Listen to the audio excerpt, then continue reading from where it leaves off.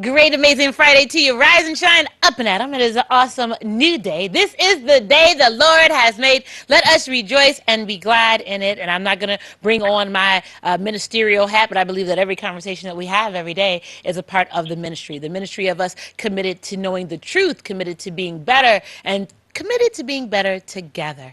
On yesterday, well, let me just officially welcome you. WHPS TV 33 or Comcast 90 or Roku or Fire Stick or streaming live or Facebook Live or however you are reaching us this morning. Great, amazing morning. And I'm Collette, and this is Coffee and Conversation with Collette. And this is our Freestyle Friday segment where we're on for 2 hours, and I believe we're going to have a very exciting conversation on today because it's going to delve into politics. I've been shying away a little bit from politics, specifically local politics, because truthfully I don't believe that anything is really happening locally. Let me just say that. And if it is happening, we're not really paying attention to it. And if indeed we are paying attention to it, we don't know what to do with it. And if indeed we are paying attention to it and we don't know what to do with it, then if there are folks in space that know what to do with it, we don't want to listen to them because it's all about ego and name.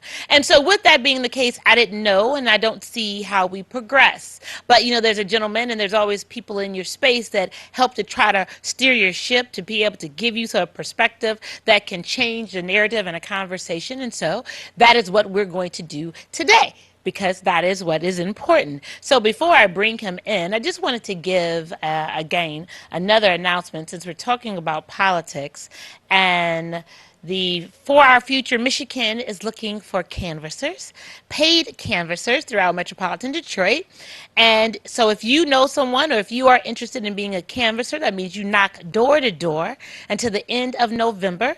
It's a part-time position, $15 an hour with a weekly gas stipend. So if that is of interest to you, as we're gearing up into this political season, and so you will knock on the doors, I'm sure that there will be a training for you to be able to tell you how and show you how to engage in a conversation or to be able to give out information. And so if you are interested in that, you need to go to www, and I'm going to say it first and then spell it, forourfuturemi.org. So that is FOROURFUTUREMI.org for our future. And so we're going to recap really briefly yesterday because I believe that we had an amazing conversation as well. And I asked us to consider our destiny. And our destiny from a personal perspective, but I believe that if indeed we don't attack it from a personal perspective to understand who we are and to believe and to know what we believe and why we do what we do, and even having the wherewithal or the gumption, if you will, the gall, as some people will say, to try to do better, to actually try to pursue your dream, to try to accomplish a task, to try to identify what is important to you and how to best get there. And so I opened us up with a poem, and I think it is so fitting yet on today as we begin this conversation with our own Deputy Chief, Reginald Amos. He is on the line. He's still in the building. He would have been in here face to face, but we are thankful that he was grounded because of travel and all these storms. And so we are sending prayers and support for those who are in the midst of the storm. I believe it is Dorian, in the midst of Dorian, and anything. And I mean physical storms, literal storms, figurative storms, spiritual storms, emotional storms, that we are with you as you are working through that storm, because it doesn't last. No matter what it is, it doesn't last. And we want you to come out on the other side victorious and empowered. So I want to begin with this poem by Langston Hughes. It's entitled Harlem. What happens to a dream deferred? Does it dry up like a raisin in the sun, or fester like a sore and then run? Does it stink like rotten meat, or crust and sugar over like a syrupy sweet? Maybe it just sags like a heavy load, or does it explode? And it talks about little dreams. What are your dreams and aspirations? What happens to them if you have movement on them? What does it look like? If you don't, what does it look like? If it is so inept in your spirit and bubbling over, trying to get out, what does that look like? Or does it just go away, evaporate because of lack of motion? And so on this morning, we're going to begin a conversation that I believe puts us in ownership. Ownership of a space and a process that you can look and say, this is what I'm doing to have an impact based on who I understood that I put into office, what I understand the laws and the issues to be, and how we can maneuver that to empower ourselves. It's not just about doing everything to make everybody else good, to be able to empower those businesses, to empower those corporations, to give them the tax breaks. What about the tax breaks for the people? What about the empowerment for the people? Because the people are the lifeblood of any community. So without the people, you couldn't have the businesses to be able to give them the tax breaks. Without the people, you wouldn't be able to have the foundational monies that are the tax dollar or taxable dollars and incomes for the people who reside in the municipalities. They keep the lights on. But maybe something happened along the way that we missed the dreams of really empowering the people that create the municipalities and the states in which we live. And then those who aspire to govern us through legislation, we miss the importance of the people that we're supposed to serve. And then everything turns into big business. But I'm not the one to be able to just say that to you this morning. I want to see where he wants to go with the conversation this morning. So great, amazing morning to you, sir, Mr. Reginald Amos. Hey, good morning, Collette. Hey. Can you hear me? I absolutely can. Yes, you can give us a little volume, okay. And we got you locked in. Okay. Thanks for having me on your show. Yes. When you speak on destiny, what did former President Barack Obama say? Destiny is not written for us, but it's written by us. And so we have to step up to the plate, change the paradigm in Detroit, and move forward and set a foundation for our future. And our future is what? Our children, grandchildren, great-grandchildren, and improve quality of life in Detroit. And that's why Detroit is United LLC was created in February of 2019. Okay. So we, our charge is to, like I said, we know we have leadership disconnect in city government in Detroit, and we have the solution to correct that. Okay. We have to make the city retirees whole. Okay. In Detroit, we have a total of 37,000 city retirees. And so their pensions were affected, their medical benefits were affected, their annuities were affected. We have 5 years coming out of bankruptcy. Yes. We have a 5-year surplus in the city of Detroit. The city leaders are giving, elected leaders are giving the developers all the tax incentives, the subsidies. The majority of that money is coming from the money that was earmarked for Detroit public schools. Okay. No other community in this country would do that. Okay. And so this is why you and others have always heard me say that Detroit should never have a carpetbag mayor, whether you're black, white, male, or female. Okay. When you have a carpetbag mayor, uh, this is what you get. There Yes. really isn't an interest in what the people want. This current carpetbag mayor, his interest is corporate. Okay. And then you have what I call Duggan political sycophants.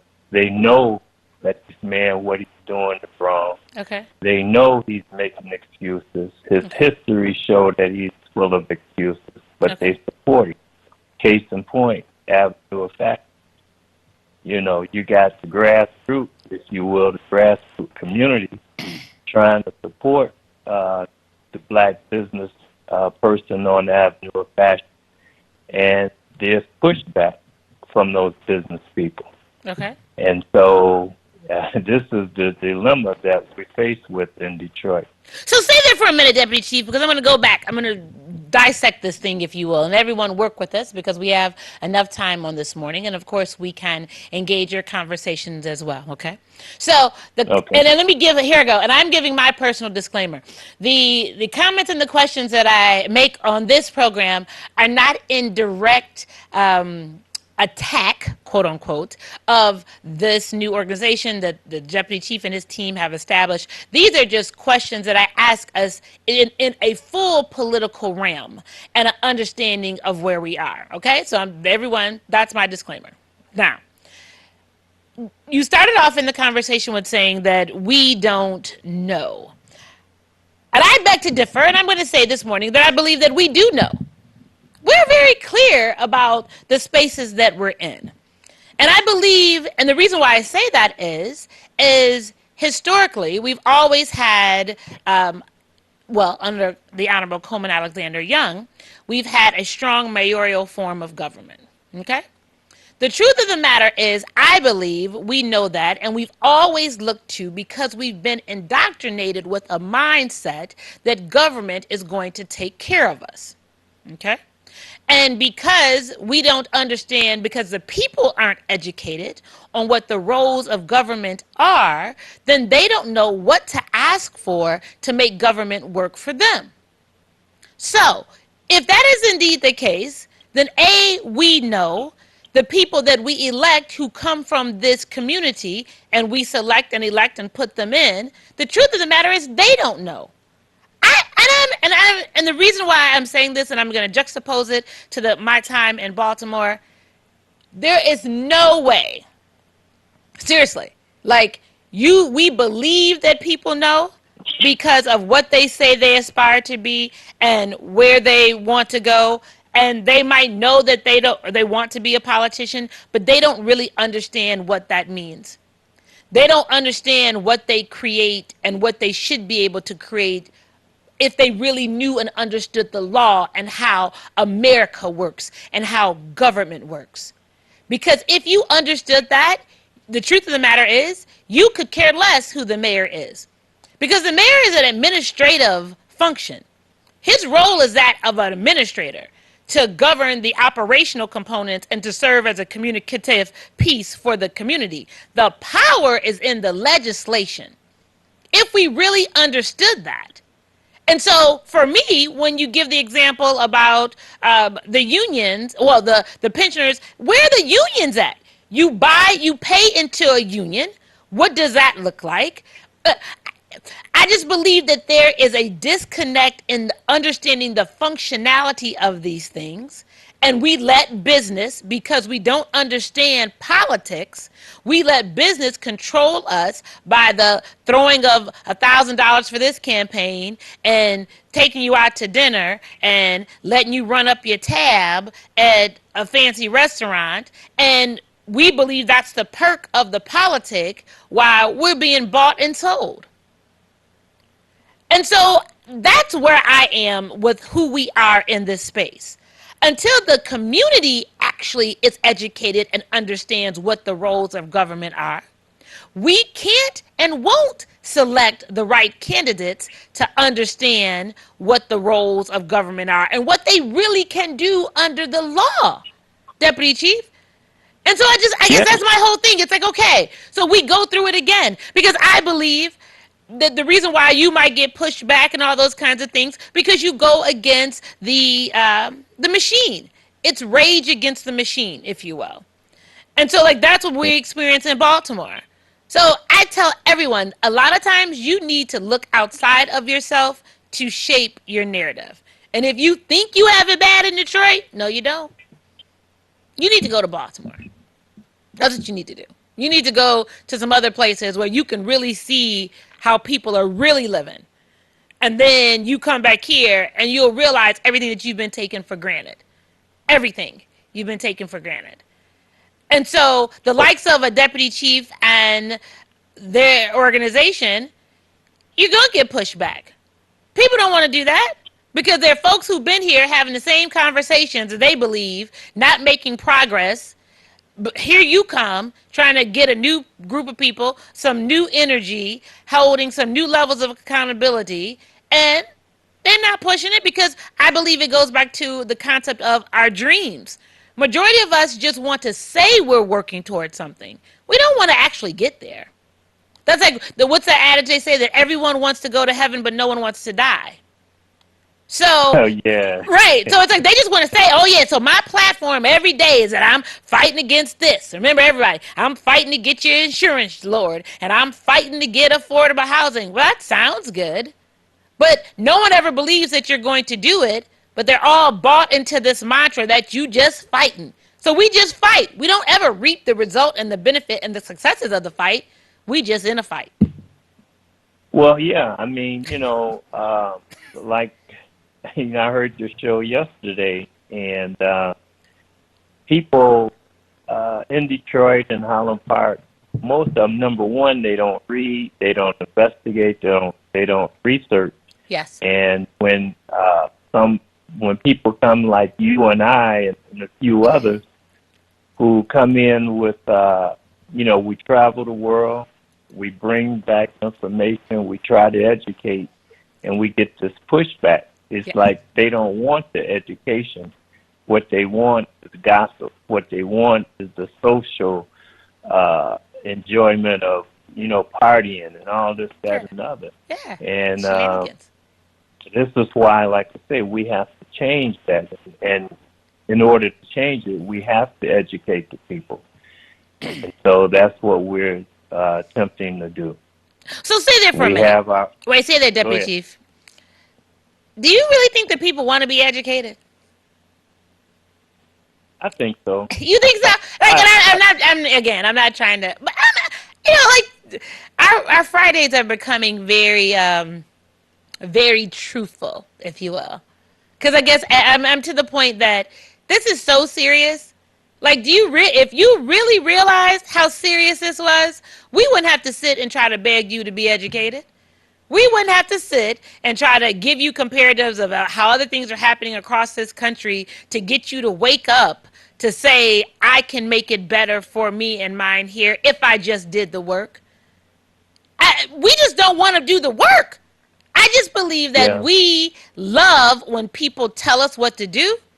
I believe that we love the slavery mentality of never being able to accomplish, but always having an excuse and saying that someone else is holding us back because that makes it easier for us to not do the work and have all these other issues to blame. And hear me, I'm not saying that those other issues compounded don't cause the challenge. I get that. But at what point are you just tired? Because I'm tired of having these same conversations. I'm tired of trying to constantly create a different angle or another way for you to look at it so you can get an awakening so that you can determine that you can do something different just for you. Just for you. I'm not talking about anybody else. I'm just talking about just for you.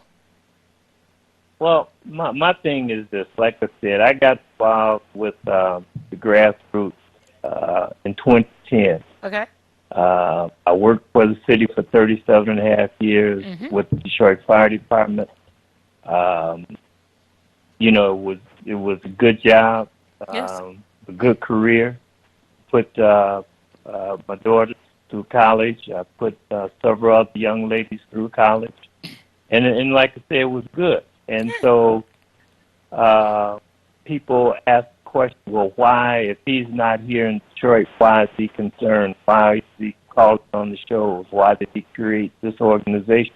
Mm-hmm. Well, number one, my pension is in Detroit, and so I'm going to keep my thumb on the pulse of what's happening in Detroit. Okay. And like I said, we have to change this paradigm. Yeah. And this paradigm is what really have hurt us in Detroit. It's the preachers, it's the lying lawyers, it's so-called politicians or candidates who have name recognition, their family name recognition, and so they're in office. Yeah. And so the bottom line, they're in office not to serve the interests of the people, but to serve themselves, Yes. i.e. a pension. Yes. Okay? And so that's what's happening here. And like I say, this current mayor, you when you know his history, you know what he's about, and so we're getting pushed back from ignorant Negroes simply because they want to support a white man. Yeah. Now, if it was you, or a person of color that was in the mayor's seat, they'd be raising all kind of hell. Yes. We'll stay there. We'll stay there. And the reason why is because we've been taught to raise hell against us. Like, until we realize that we've been brainwashed, until we realize that we were the best made in America example, until we realize that our thoughts are not our thoughts in the beginning, how we look at each other, how we view life, all of that was indoctrinated and given to us by our oppressor. And to this day, it is the same thing, and we fight harder against each other than anyone does. And they know it. That's the thing that gets me. They know it, and then we want to sit up here, and I call it show stop and finger pop, when we get a little title into a position, and they know that we don't know what we're doing with it. That's why, from a political standpoint, you all remember we had the show a couple years ago that talked about the wealth that was created from the congressional members, United States Congress. And all the people that weren't black were multimillionaires. Because they understand what this game is. The black folks, $100,000 is your net worth. And you've been sitting in office 20, 30, 40 years. Because it's the business. And the truth of the matter is, I'm not mad at anybody who understands the system and makes the system work. The truth of the matter is, as much as, and this is just me talking, everyone can push me back, I don't have a problem with it. I'm not mad at Duggan. Duggan does what he's allowed to do. Period. I've been in the spaces when them same people that are rah-rahing and that joker walks into the room, in all due respect, and they bow down like they kissing rings. I'm like, but you were just talking about how he wasn't doing this and he wasn't doing that. And then as soon as he comes in the room, it's like the parting of the Red Sea, and now everybody wants to pay homage to the same person that you were just sitting here talking about.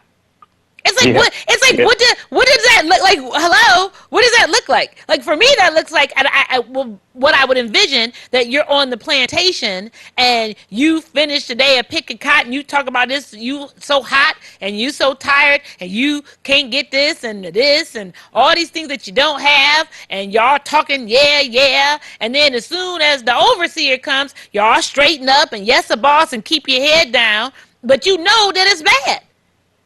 You keep talking about a revolution, but you don't really want a revolution. That's true. And so again, that's what we're trying to change. I mean, we're not going to get everybody. We're not trying to get everybody, but we're trying to get enough people. We're trying to raise funds to support candidates that support the interests of the people. And again, we need new faces. We need young people, and we have to change this thing. And I agree with you. When you travel this country and you see what's going on, as far as gentrification, you can see that they're using Detroit as the model. Like I told you, I'm in Dallas. I'm in the artist district, Yeah. and man, it's like I'm in Detroit, downtown Detroit. I was here almost a week, and I'm telling you, in this district, I see where I've counted like 11 blacks walking in this district. Everybody else is white. Yes. Okay, Yes. and I'm telling you, I have seen no one other than the business owners over 50 years old. Yes. And see, Yes. that's what's happening in Detroit. It's happening in Seattle. It's happening it happened in Harlem. It happened in Atlanta, and it's identical to the Detroit model. Yes. And let me Yeah. just stay there, Deputy Chief, for a minute, and be very clear that we understand what development looks like. Our own Honorable Yep. Coleman Alexander Young, he's the first one that had the idea of developing the downtown to get the Yes. businesses to come and to create a corporate base to sustain a viable city. Hello, but it was not remiss with the neighborhoods as well. So don't think Mm-hmm. that we are poo-pooing about the development of downtown and the attractiveness of downtown and the businesses and the entertainment and all of those things that come with a vibrant, thriving downtown. That's not what it's about. It's about that if indeed one needs the other, then you can't have one thriving and one struggling. That Right. one's successful and one is in demise. That one is hopeful and one is hopeless. That can't Mm-hmm. that just doesn't work. And the truth of the matter is, if you really understood good business and really wanted good business, we could all live in both. You could have great downtowns and great communities. Right. Now Did you check all this notice out. that? You could have great, that could happen. Yeah, check this out. So Sure. when you look at the history of the Detroit Economic Growth Corporation, Yes. when it was formed in the late 70s, it was formed to protect the interests of the immediate downtown vicinity. Yes. All right. And so when white people came up and said, well, we're going to create Midtown, that's when the Downtown Economic Growth Corporation expanded its boundaries to include Midtown. Yes. Those are the people that's getting the tax incentives, the subsidies, the grants. Okay? Yes. When you look over at the Avenue of Fashion, you got black businesses been in place for 30, 40 years, if not longer. Yes. Okay? Those folks pay taxes, business tax. Yes. So now they're in a dilemma with this construction. A lot of the businesses have folded, closed up, and gone. And once the mayor's seat was held to the fire, if you will, then the city come up. All of a sudden, they found some money and say, "Well, we have money, and the black business owners on Illinois, they can get a loan." Well, why should they have to get a loan? The white businessman didn't get a loan. Okay. Got grants, got tax incentives, and they got incentives for 30, 35 years. We'll stay there. We'll stay there for a minute. Now, let me just add, and I'm just asking, is Yes. that a component of color class, or is that a component of good business? And let me give see where I'm going with this. So, for example, we're very good at wanting to be entrepreneurs and saying that we are opening up businesses, but we don't create the plan and really have an understanding of how to sustain business. And so I'm asking because I've had several conversations with people over the last several weeks, and they just think that you just pop up and you say you want to do this and you don't have to have a plan. It doesn't have to be in writing. And then you think that everybody's supposed to buy into it, and you don't forecast. You don't understand what's going on. You don't become political to be able to know that so you know how to protect your interests. We don't understand business. So is that an issue of because they're black or white, or is that's an issue of green That's the money, the color of money for people who are consumers coming into that space. And so we didn't know what to ask or what to look for to be able to protect our interests. And I'm just asking. Well, I would say it's class, and then it's also about the money. Okay. No one there's no way an outside in this case Doug, he's from the outside. He don't know the Detroit neighborhood better than the people who lived in the neighborhood. Okay, for 30 or 40 years. His administration is 60% non-residents. Okay, they're the ones that's making decisions with our money. We'll stay there for a minute, Deputy Chief. So where's the council? Because the councils are coming from districts.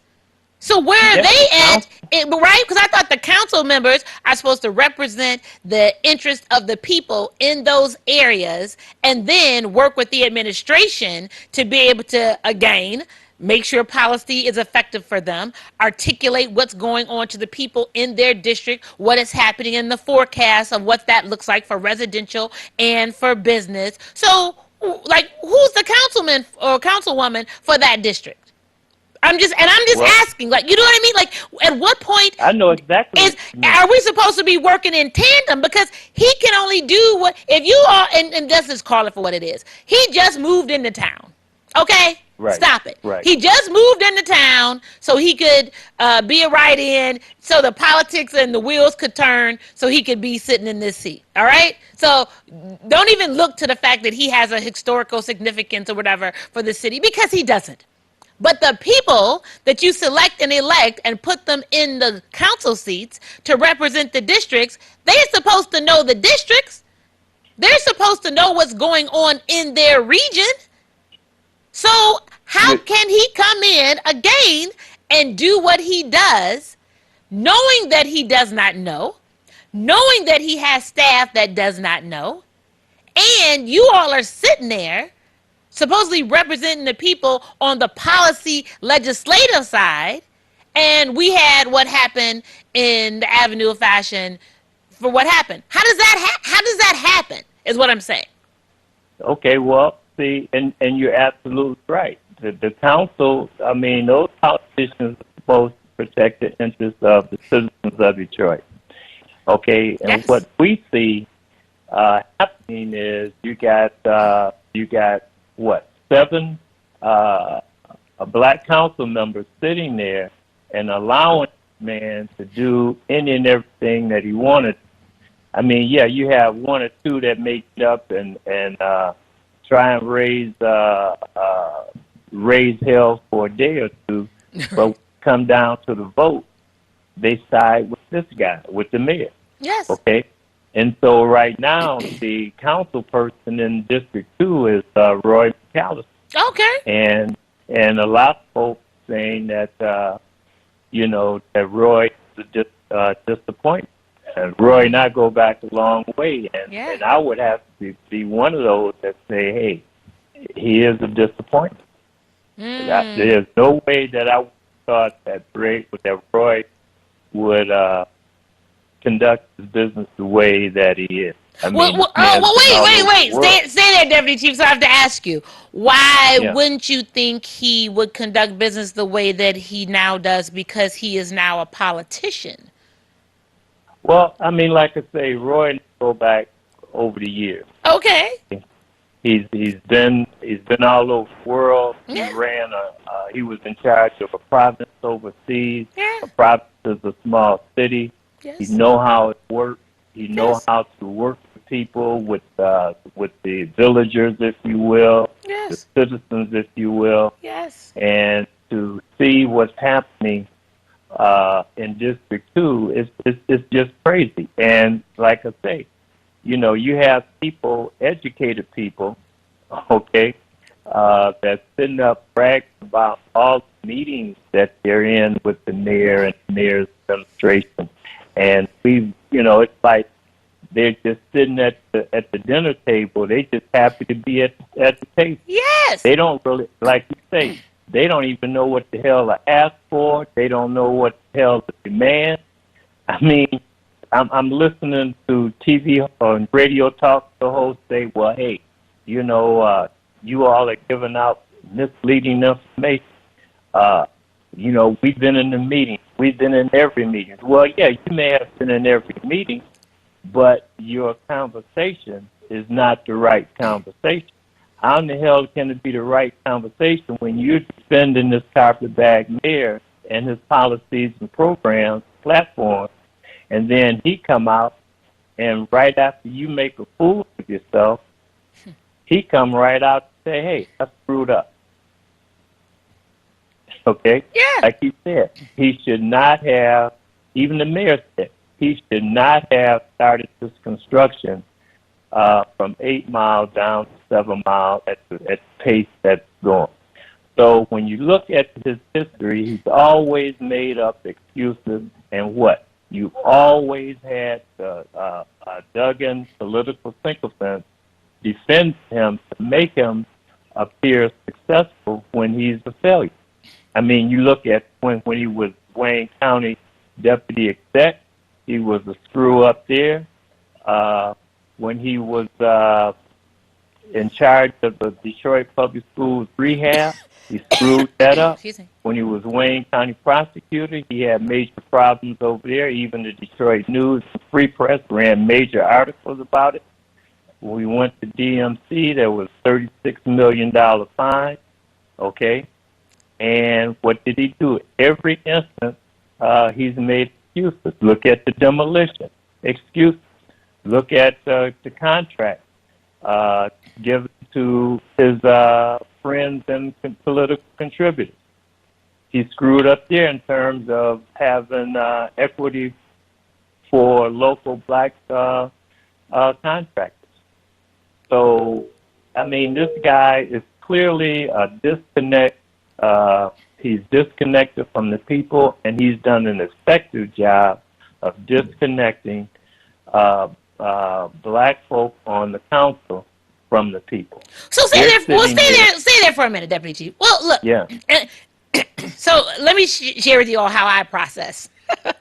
So when you were going through all of his ascensions, evidently he's not that dumb. Let me say that much. No, he's not. Right, because in the midst of everything that sounds like is so bad, he keeps getting promoted. He keeps getting higher and higher to have access to more opportunities and creating more open doors for everybody else, even if he is that bad. So let me give you an example. So on yesterday, everyone, there was a news article. We're talking about education. I'm going to equate it to education. So in Baltimore, second day of school, and they had to close down the schools because the schools don't have air condition, and it was hot, and the children couldn't focus, and so there we go. So second day of school shut down because of no air. So one of the parents was talking, and she was saying with her son, he had been promoted to the 4th grade. And he should not have been promoted to the 4th grade because he didn't master the tools in the 3rd grade. And he had failed all the classes but one in 3rd grade. And how could he have been promoted to the 4th grade? And so she said, what kind of example does that show him that he doesn't have to work, but people just keep pushing him along and that he can act any old kind of way? She said, so maybe it was an issue of his behavior and they didn't know what to do with him. So they would call the parent and say, well, you know what? Why don't you just keep him home today? We'll mark him as present, but we just want you to keep him home. So he is conscious enough to realize that I can be as disruptive as I need to be, and they don't know how to control me. So I'm controlling the scenario where I don't have to do anything. What I do is what I want to do. It benefits what I want and whatever that looks like, and I'll still just keep moving along in the process. And so for me, this is the same example. So you have a mother that's saying she can't control her son, what's going on. She puts the ownership on the school district. You got schools that say, well, based on their policy, you can't fail a child more than once in their school term. So I guess they're just waiting for it because they figure that if they fail him or keep him back in the third, then they have to push him forward for all the other years until he becomes of age where he's just so frustrated, doesn't care anymore, he can drop out. And then for me, that's a great link from the public schools to the prison pipeline. And then it just completes this whole cycle. But so do you understand how I was able to put that together? So Duggan, Yeah. no matter where Duggan has been, he's understood how to make that work. And whoever the people are that believe that they're his handlers or however you look at it, whether it's corporate, whether it's other people who money power folks, they're whoever his Geppettos have been able to maneuver him and put him in spaces. So no matter how he acts, he's still rewarded. So you said Yeah. it. Well, You said it. He could be in all the newspapers that he did all this horrible stuff, and then they still gave him an opportunity. He could right. say, I don't know, I've never have lived in the city, but me and my wife talked about it. I'm going to move from Livonia. I'm going to move in here. And guess what? Now I have a plan for the city, and then you all going to get me elected. Y'all going to elect me. And then I clearly could show you that I don't have the wherewithal and I didn't have to do the best at all those other places, but I had the title and I was able to grin and be friendly with the people and y'all liked me. And so now I get a term as the mayor. And then I got all my friends and I'm doing the same thing I was doing before. So I don't understand. Right. So I'm just being Duggan. I'm being the little kazoo on Duggan's shoulder saying, well, I'm consistent. I'm consistent. I've done the same thing that I've been doing for the last 20 years. You all know who I am and what I do, and I've still been doing it. You all, this is what I do, and I do it. So what's the problem? You all keep Yeah. opening the door and letting me in. So why should I do anything different? I've never had to, and you keep rewarding me. And see, and he's able to do that because he has, over the years, he have identified Negroes who have name recognition, and they have the connection with the people that they can come in, listen to what he has to say. He tells them to go out and tell black people, the community, to do A, B, C, D, and that's what they do. Yeah. So he give them $1 or two, and that's what he's been doing for over 30 years. I mean, and that's why I say it's very, very important that we identify those folks who really, they look like us, but they are the enemy of our interests. We have to identify those people, call them out, and go from there, because that's exactly what's happening. He has bought off, over 30 years, have bought off Negroes in Detroit who will come back to the community and BS the people. And the people, the people, a lot of them sit here and they buy right into the stupidity and the ignorance. So let me say this much. I'm going to go to the line because the callers are chiming in. Yeah. And I'm going to just say this too. Maybe the bigger issue is not the electorate. Maybe the bigger issue is the people who are the stakeholders. So maybe you need to replace these pastors. And maybe you need to replace these organizational leaders.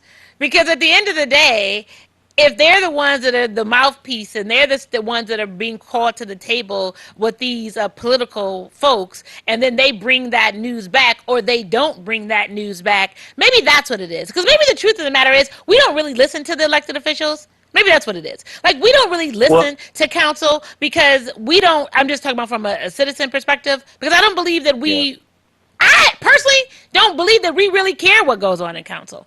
I don't believe that we care about the workings of the city government. It only becomes an issue for us when the people that we deem as our go-to have something to say about it. So when your pastor says something, or when, because you all know election season's coming up, so they're going to let everybody come in the pulpit. So when your pastor tells you who to vote for, or when your pastor tells you what issue is important, then you'll start paying attention to it. But until then, you don't pay attention to it. You can not have the city services. You can not have the access. I mean, honestly, you all, You don't hear folks complaining. There's a few folks that talk about downtown and going downtown. The majority, especially Yeah, of these big mega churches, those folks, A, don't live in the city, and especially the leadership. And if they do live in the city, they live in the enclaves. They live in, the more wealthier parts of the city. And that's a social economic situation. They're not identifying with the lower class. They don't that's do right. that, y'all. Come on. I mean, like, honestly, get to what it really is. No one's identifying with the people. The same people that were your community activists, and then when you granted them privilege to then be your representative politically, they forgot about you. They Right. became a politician. They became beheld to corporate dollars. And Let's Make a Deal. Y'all remember that show, Let's Make a Deal? That's what they Right. became beheld to. Well, see, Collette, this is exactly why it's very, very important that we educate the people on the issues. We provide the solutions. We invite them to come to our meetings with their solutions, get engaged with their solutions. And the solution to this dilemma here is we have to replace these elected officials. That's the bottom line. We have to get the vote out. We got to get a strong voter registration going. We got to communicate. We have to organize. I mean, I've been hearing people talk about organizing for over 12 years now, and they haven't even gotten first base. So they have not gotten the first base. And I'm not talking about just one or two people. I'm talking about half a dozen people that they speak well. Some of them are college degrees. Talking about organizing, haven't gotten first base in Well, over and 12 years. maybe we need to shift our paradigm. I'm going to bring the callers in. I don't, and this is just Okay, Collette talking. That's why I created CASE, Cannabis Association for Social Equity, because okay. I don't put the ownership on the people who are sitting in the electoral spaces to be educated. So because I know that they're not educated, I created an entity where I know that because I'm educated, that I will take my wares and my money to influence their vote. So that's called No, I'm saying educate. so let me just say from my perspective, that's called lobbying. Because I know Mm-hmm. that they don't know, and because I know that you don't know, I'm not going to waste my energy.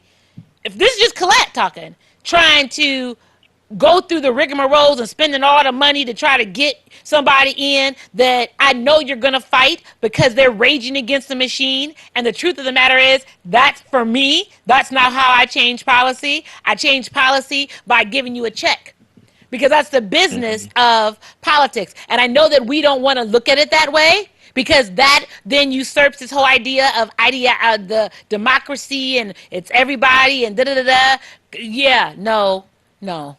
It's a business of government. Deputy Chief, let's take a call. Thanks for your patience. Good Okay. morning to you. Top of the morning to you, Miss Collette. I don't hear you. Can you hear me now? No. Well, clearly I could hear you, but I didn't hear you where we could all hear you. So that's how I was able to respond. So I can hear you, but I need some volume. Okay, can you hear me now? Yes. Okay, first I just want to make it short. Great show, Miss Collette. Thank you. Nice to have WHPS and all the TV shows back on. Great that you still get opportunity. Your voice went back down again. Speak up. It's great that you get opportunity for all of the long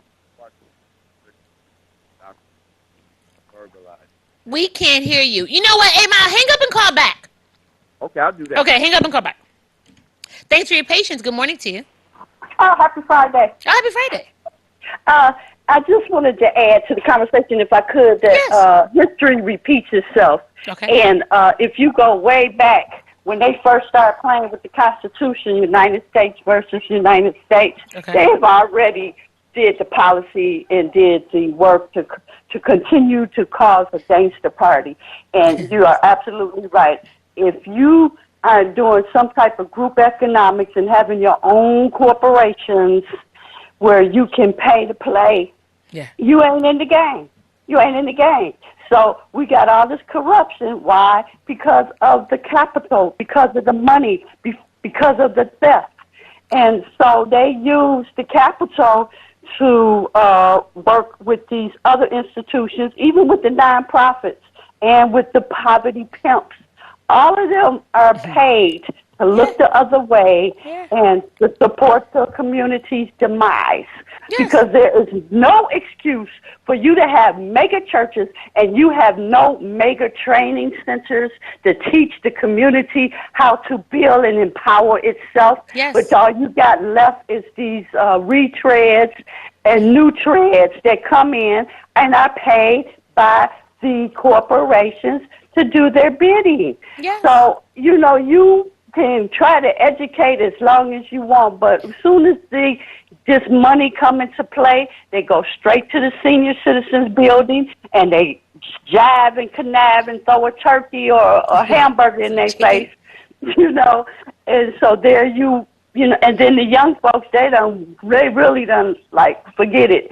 I am just proud of the young folks and yourself for just going on and trying to get your own businesses and to the point where you can be productive and encourage others to come on board and get your economics together so you can empower your community. Yes. But waiting on these people in office, even your presidents, I don't care what color they are, Yeah. they still did the bidding of the corporate greed, the Yes. gangster partying that still goes on today, yesterday, and tomorrow. Thank I you for agree. taking my call. Thanks for calling. I totally agree. And I'll tell you all, at the end of the day, I am fortunate, I believe, because I understand business. I'm going to give you, we're up against a break. I'm going to go to a break. Deputy Chief, hold on. Don't go anywhere.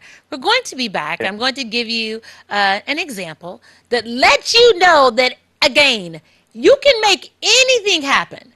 We can make this system work for us. The issue is you have to be educated to be able to know how to be the Geppetto to this Pinocchio.